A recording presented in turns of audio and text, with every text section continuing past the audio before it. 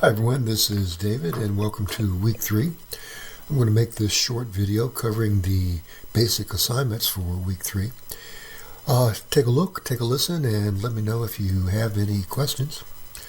As you see, we are here at Module 3. And let's take a look at our learning outcomes. You're going to design an evaluation plan for an instructional product. This is tech speak for, in this week, you're going to write your evaluation, your instructional evaluation plan, your IE plan. And we'll define that in just a moment. This week, we want to distinguish between formative and summative evaluation. Formative evaluation is done while you're in the process of teaching, while your students are in the process of learning. So any evaluation that you give will supposedly further their understanding, further their advancement. As opposed to a summative evaluation, that's when everything's done and basically it means you give a grade or some kind of final evaluation. And of course this week you're going to identify and to apply some instruments for evaluation, here being called usability evaluation. So let's take a look first at our readings. You have a very important reading, and that is with Kirkpatrick's 4 levels of evaluation. Now, I don't want you to worry about all 4 levels of evaluation. In this class, we're going to be concerned only with the bottom 2 levels, reactions and learning. Those are the 2 levels that you will be designing evaluation instruments for. Again, reactions and learning. You will get to transfer and results in your next course. In this course, it's only the bottom 2 levels. So read about those, understand those, and be able to apply those. So that's the deal on Kirkpatrick, and there are some additional, let me pull this up. There are some additional resources here that you can read more about the differences between formative and summative evaluations. You might want to especially bookmark some of these resources so that you can use them or refer to them as references in the essay that you'll be writing this week on instructional evaluation. So take note of those resources. Those are your readings. Let's get into your discussion for the week. The discussion for the week is very simple, and that is you are going to post your instructional evaluation, your IE plan here. Excuse me. There are 3 of you in the class, so after you post your IE plan, you're going to review the plans of the other 2 classmates. So everyone needs to have their work in by this Thursday or Friday so that we have the weekend, you have the weekend to do your reactions and your evaluation of those plans. If you need some extra time, let me know, and I will hold off doing grading on Monday until everybody gets everything in. So please let me know if you need any time past Sunday. And if so, I will hold off grading until you get those in. So that's your discussion board. Wow. Which must mean that at some point in this class, you're going to be writing an IE plan. And indeed, that's exactly what we're writing here. So as you can see, you are writing your instructional evaluation plan. Let me increase the size of this.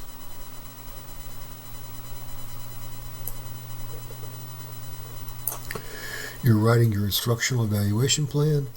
After studying the template and student models provided, you're going to create your instructional evaluation plan for your project, the one that you've identified and that you've been working on during the first 2 weeks of this course. This plan should include all of these elements here, and we're going to talk more about these elements in just a moment. We're actually going to go through them in a sample, and they are an introduction, your instructional goals, a list of your evaluators, and then a presentation, a list of the evaluations that you'll be conducting. You don't provide the evaluations at this point. You simply describe the ones you're going to use and how they're going to help you in your instructional evaluation. Then there are two other items here on study limits. In other words, time, place, manner, and cost. You want to address those. I think your instructional evaluation will be taking place during the next 4-week course. So whatever instructional evaluations you're going to conduct, be sure that you are working within the confines of the next 4 weeks of the course. You do not, I repeat, you do not actually conduct your IE plans during this course.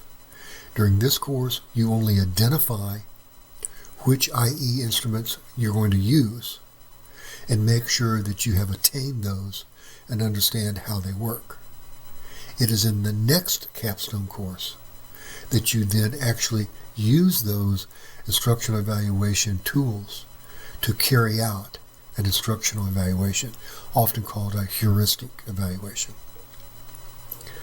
And of course, you'll, as always, will identify your references. And in your appendices, please find at least 3 instructional evaluation instruments that you're thinking about using. Remember, this is not a final contract. At this point, you're simply making the best guesses that you can make about which ones will be of most value to you.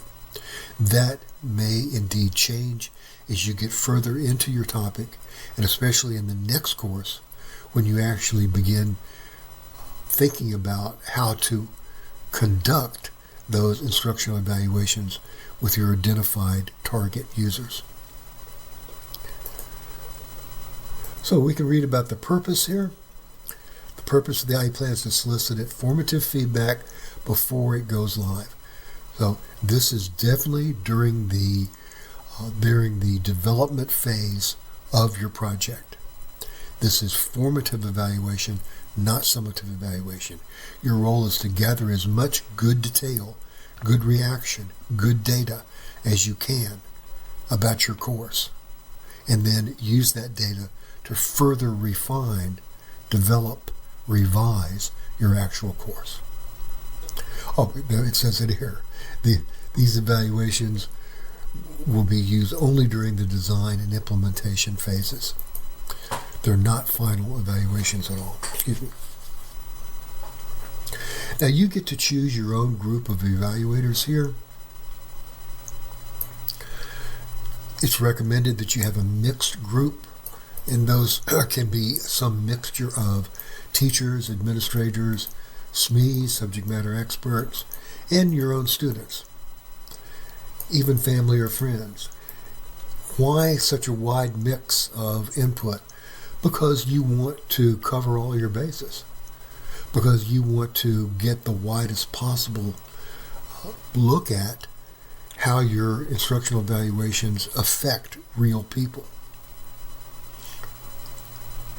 After you get that feedback, then your goal is to troubleshoot your site technically by confirming the validity of its content and determine its educational benefit before it goes live.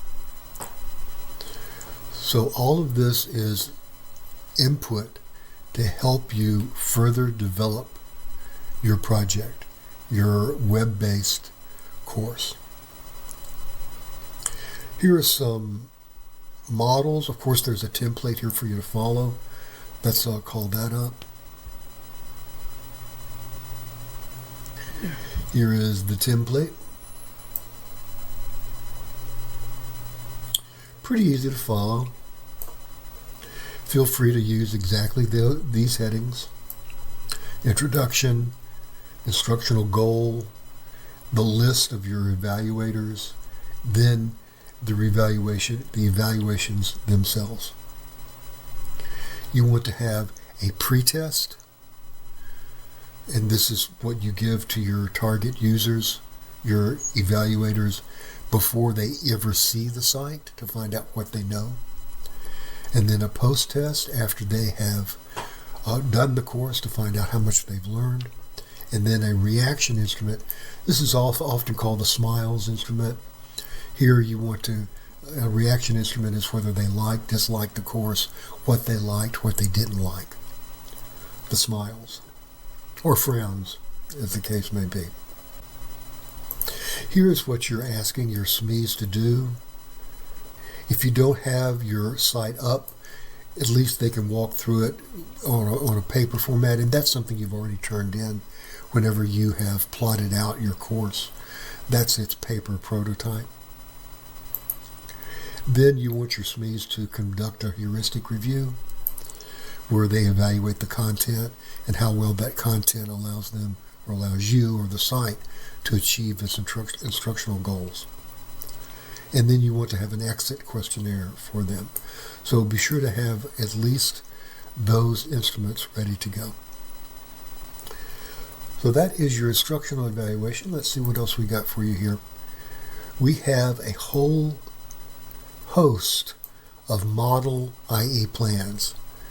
You'll see that there are some differences, but mostly there are a lot of similarities. Here's Julie Hatch. It has the usual APA title page.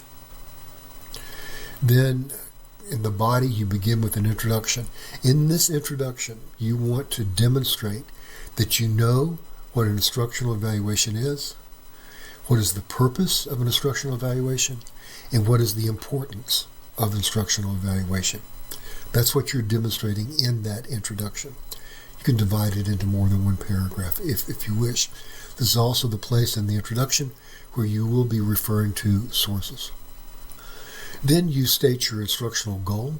Please state it as you've been taught to state it. Upon satisfactory completion of blah blah, users will be able to book. And then you have the 3 goals, each of which begins with an active verb. Name a fraction, use their understanding, determine fractional equivalence, solve a variety. So make sure that your instructional goals are phrased in that active verb format. And then simply provide a list. Now keep in mind that this is not a final list. This is your preliminary list. This is your dream team. You may or may not be able to get all of these people to help you.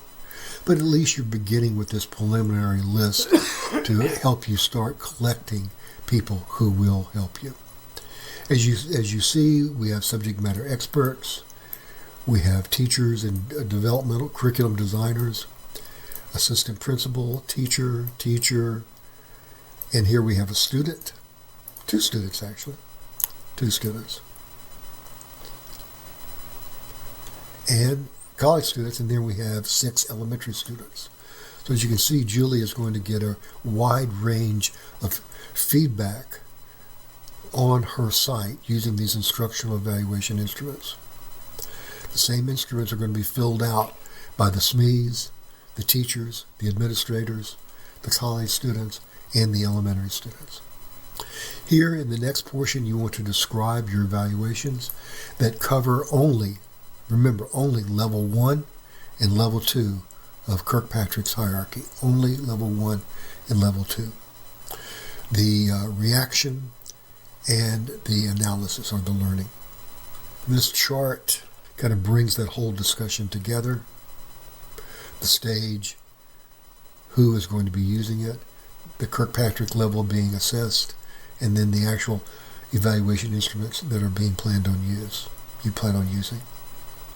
Study limitations. And then come the evaluation instruments. Where can you get these? You can get these from the examples that I have provided. You may have to retype some of them. Some of them you can simply copy and paste. You can also get them from the Piskurich book. There is actually an entire chapter of evaluation instruments that you can get. That Piskurich book is one of the required texts in your courses in this program. So as you can see, Julie had a variety of evaluation instruments. As you can tell, she copied and pasted some of them. They don't all look the same, and that's fine. You're going to print them out anyhow for your individual evaluators.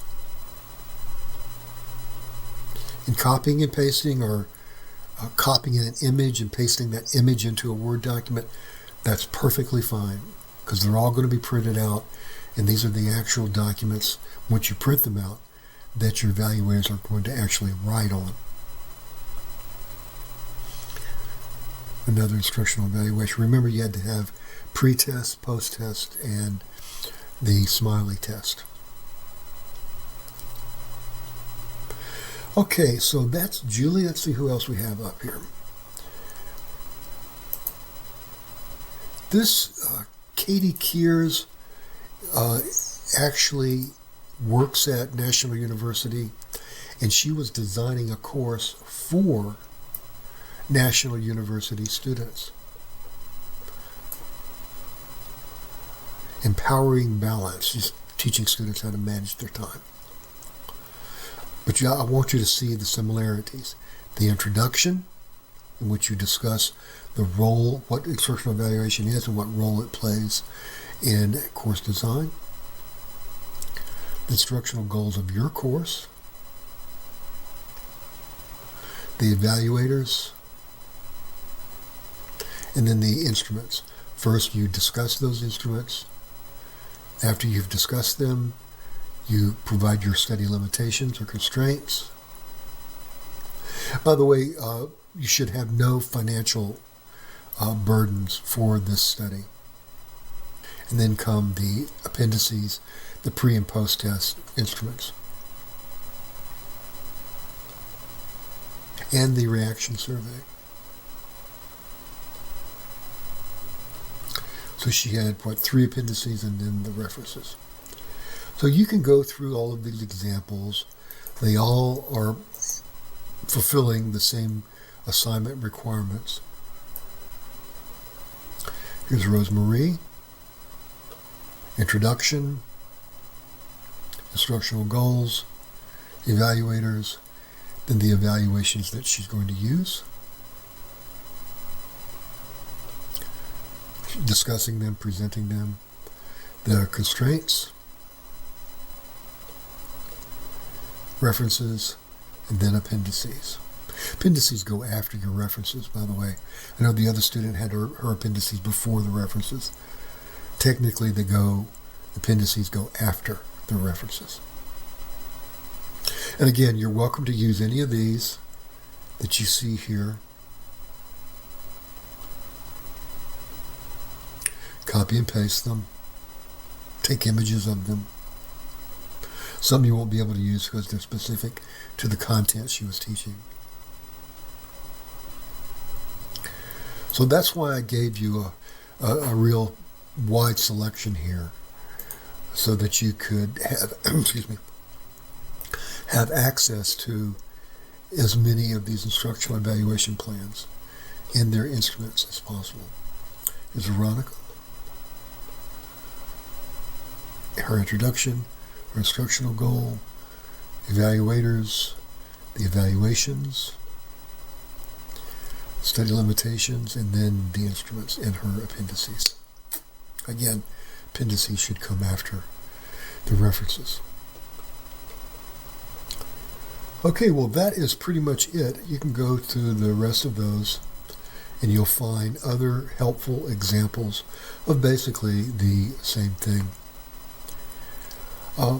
That's about it. I went ahead and recorded this lecture, but because no one has shown up to the chat by the time it was supposed to have started, which is fine. I don't mind making these videos. I'm saying the same thing, but I'm just recording it, so it'll be a video. But I will go ahead and post this on YouTube, send everyone the link, and get started on this Module 3, your instructional evaluation. The grades for your Module 2 are already up. Everyone did great. I'm very, very happy with all the work that you're doing. You're right on schedule. You got it right on the nose.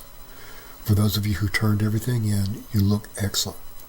So no worries there. You're progressing through the course quite nicely, and I think we're going to be getting a really great outcome. Okay, I will talk to everybody later. Please let me know if you have any questions. Reporting about a major development in Lebanon right now. Maybe you've already heard about it, but a number of hours ago, about 4 o'clock in the afternoon, Israeli time and Lebanese time, is a series of blasts took off and injured. And here's some of the statistics.